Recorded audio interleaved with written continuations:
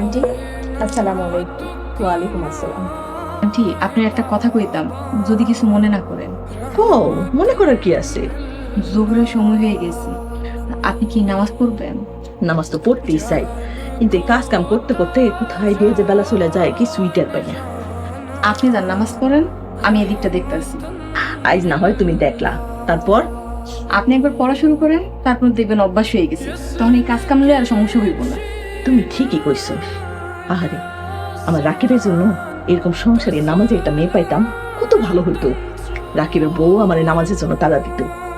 আর সংসারে একজন নামাজি মানুষ থাকলে পরে অনেক বরকত দেয়।